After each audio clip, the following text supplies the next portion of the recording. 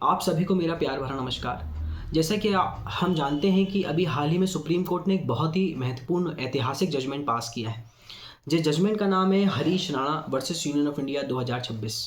इस मामले में सुप्रीम कोर्ट की डिवीज़न बेंच, जिसमें जस्टिस विश्वनाथन और जस्टिस पादरीवाला शामिल थे, उन्होंने स्पष्ट किया कि जो हरीश राणा थे वो 13 साल से जीवन और मौत का संघर्ष जो है वो झेल रहे थे। कभी कभी हमारी स्थिति ऐसी हो जाती है कि ज़िंदगी जब एक बोझ बन जाती है तो उसे उठा पाना जो है वो मुमकिन नहीं होता। तो इंसान को जीवन से ज़्यादा जो है वो इतना, इंसान के शरीर में इतने ज़्यादा रोग हो जाते हैं या वो इतना ज़्यादा कष्टदायक हो जाता है, उसका जीवन इतना पीड़ादायक हो जाता है कि जीवन से ज़्यादा उसको जो है वो मौत अच्छी लगती है। तो जिस तरीके से हमारा भारतीय संविधान हमको जीवन जीने का अधिकार देता है, तो जिस तरीके से हमको आर्टिकल 21 में और तमाम प्रकार के फंडामेंटल राइट में हमको एक सम्मानपूर्वक जीवन जीने का अधिकार दिया गया है, उसी तरीके से हमें गरिमापूर्ण मृत्यु का अधिकार भी जो है वो दिया जाना चाहिए। ऐसा मरीज जिस मरीज के ठीक होने की संभावना नहीं है और उसकी मौत की प्रक्रिया को आसान बनाना जो है वो उसके गरिमा के साथ जीवन जीने के अधिकार में ही शामिल है। विधि आयोग ने वर्ष 2006 में अपनी 196वीं रिपोर्ट में और 2012 में अपनी 241वीं रिपोर्ट में इस बात की चर्चा किया था कि जो इच्छा मृत्यु है उसको कानून में जो है वो शामिल किया जाए। लेकिन हमारे देश में पर्याप्त भ्रष्टाचार, अराजकता की स्थिति के कारण हमारे देश में आज तक इच्छा मृत्यु को जो है वो सही तरीके से उसको कानूनी दर्जा नहीं दिया गया है। यहाँ देखा जाता है कि इच्छा मृत्यु होता क्या है, किन परिस्थितियों में इच्छा मृत्यु दी जाती है और हमारे देश में इच्छा मृत्यु को लेकर क्या प्रावधान बनाए गए हैं, इसको आज हम संक्षिप्त में समझने का प्रयास करेंगे। विशेष रूप से इच्छा मृत्यु, जिसको हम कई नामों से जानते हैं, जैसे कि अच्छी मौत बोल सकते हैं या सहज मौत। इच्छा मृत्यु को विशेष रूप से कहा जाता है कि किसी व्यक्ति को यदि वो असाध्य रोग से पीड़ित है या उसकी असहनीय पीड़ा से उसको मुक्ति दिलाने के लिए जो है वो इच्छा मृत्यु का प्रावधान किया गया है। यदि कोई व्यक्ति रोगी यदि स्वयं अपनी मृत्यु की मांग करता है तो इसको इच्छा मृत्यु जो है वो कहा जाता है। जब उसका जीवन बहुत ही ज़्यादा केवल दवाइयों में, भोजन के माध्यम से चल रहा है, मतलब केवल वो एक जीती जाती लाश बनकर रह गया है, इस कंडीशन में उस व्यक्ति के पास ये अधिकार है कि वो अपनी इच्छा मृत्यु की मांग कर सकता है। और यदि उस व्यक्ति की मृत्यु की मांग उसके सगे संबंधी रिश्तेदार के द्वारा की जाती है तो उसको दया मृत्यु के नाम से, जिसको अपन मर्सी किलिंग कहते हैं, मर्सी किलिंग के नाम से उसको जाना जाता है। कहने का मतलब यह है कि दोनों का मतलब एक ही है, कष्टप्रद जीवन से छुटकारा देना। आखिर ये इच्छा मृत्यु होती क्या है, किन परिस्थितियों में दी जाती है? तो विशेष रूप से इच्छा मृत्यु दो तरीके की होती है। एक होती है एक्टिव यूथेनेशिया और एक होता है पैसिव यूथेनेशिया। एक्टिव यूथेनेशिया का मतलब सक्रिय इच्छा मृत्यु और पैसिव यूथेनेशिया का मतलब होता है निष्क्रिय इच्छा मृत्यु। एक्टिव यूथेनेशिया में क्या होता है कि किसी व्यक्ति को जो व्यक्ति असाध्य रोग से ग्रसित है या जिस व्यक्ति के ठीक होने की संभावना नहीं है, तो उसके शरीर में एक औषधि एंटर की जाती है जिसको सोडियम पेट्रोथॉल कहा जाता है, या कोई भी ड्रग्स उसके शरीर में इंजेक्ट किया जाता है और जहर देकर उसको चिर निंद्रा में उसको विलीन कर दिया जाता है। ये कहलाता है आपका एक्टिव यूथेनेशिया, जिसको भारत में मान्यता नहीं दी गई है। दूसरा होता है पैसिव यूथेनेशिया। पैसिव यूथेनेशिया में क्या होता है कि जो व्यक्ति के ऊपर जो लाइफ सपोर्ट सिस्टम लगाया गया है उसके शरीर में, लाइफ सपोर्ट सिस्टम को हटा दिया जाता है। मतलब यदि कोई वेंटिलेटर है, कोई कृत्रिम उसको वेंटिलेटर दिया जा रहा है, यदि जो भोजन दिया जा रहा है, दवाई दी जा रही है, उसको पूरी तरीके से हटा दिया जाता है और उसको, मरीज को ईश्वर के ऊपर जो है वो उसको जीने मरने के लिए उसको ईश्वर के नाम पर छोड़ दिया जाता है।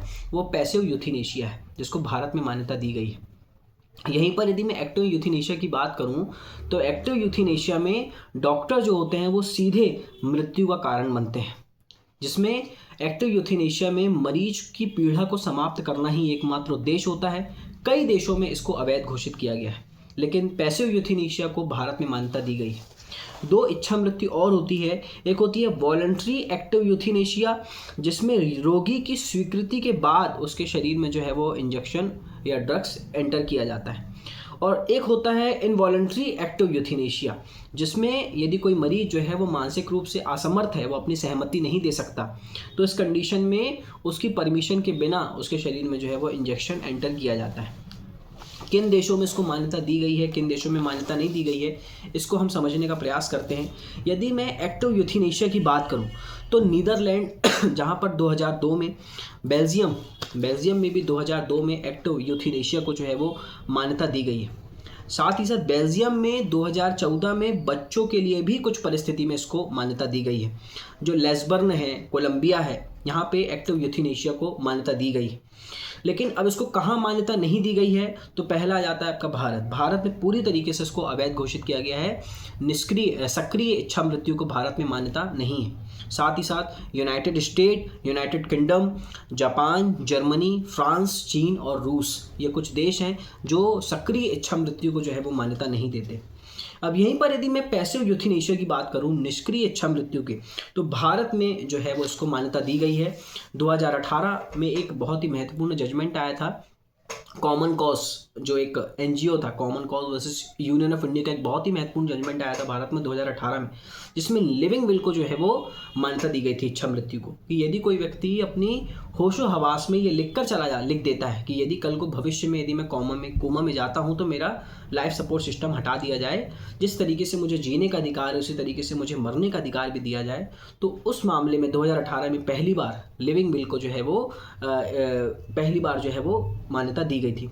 उसके अलावा America, USA, UK, Germany, France और कनाडा, ये कुछ देश हैं जो पैसिव यूथेनेशिया को जो है वो मान्यता देते हैं।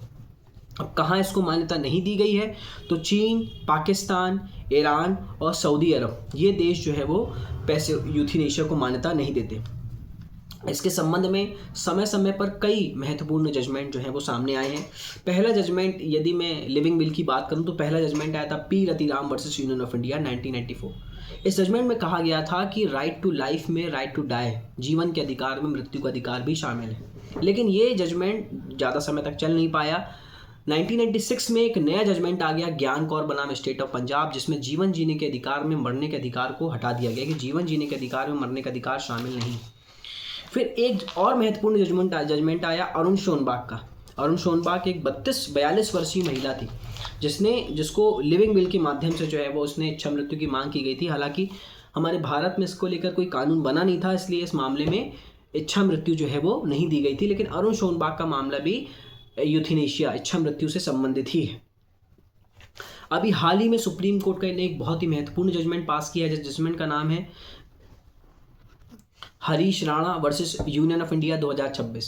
इस मामले में सुप्रीम कोर्ट ने स्पष्ट किया कि एक व्यक्ति जिसकी उम्र 32 साल है, जो 13 साल से जो है वो वो केवल औषधि के माध्यम से ही उसका अपना जीवन चल रहा है, तो उसके पिता ने जो है वो एक याचिका फाइल की और पिता के द्वारा याचिका के माध्यम से सुप्रीम कोर्ट ने जो है वो इस मामले में, ये पहला मामला है जिसमें पैसिव यूथेनेशिया के माध्यम से, मतलब निष्क्रिय इच्छा मृत्यु के माध्यम से जो है वो इसमें उसको मृत्युदंड दिया गया, उसको इच्छा मृत्यु जो है वो दी गई कि जिस तरीके से आपका जीवन जीने का अधिकार है उसी तरीके से इंसान का सम्मानपूर्वक मरने का अधिकार भी जो है वो उसमें शामिल है। इस मामले में उस व्यक्ति का जो लाइफ सपोर्ट सिस्टम जो है वो उसको पूरी तरीके से हटा दिया गया था।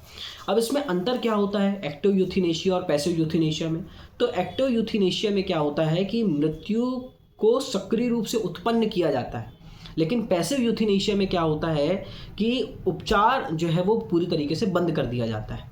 एक्टिव यूथेनेशिया में क्या होता है, व्यक्ति के शरीर के अंदर इंजेक्शन जो है वो एंटर किया जाता है, लेकिन पैसिव यूथेनेशिया में उसका जो लाइफ सपोर्ट सिस्टम है या तो दवाई है उसको बंद कर दिया जाता है। एक्टिव यूथेनेशिया में डॉक्टर जो है वो सीधे मृत्यु का कारण बनता है, लेकिन पैसिव यूथेनेशिया में डॉक्टर केवल उपचार को बंद कर देता है। एक्टिव यूथेनेशिया जो है वो कई देशों में अवैध है, लेकिन जो पैसिव यूथेनेशिया है वो कुछ सीमा तक कई देशों में जो है वो वैध घोषित की गई है।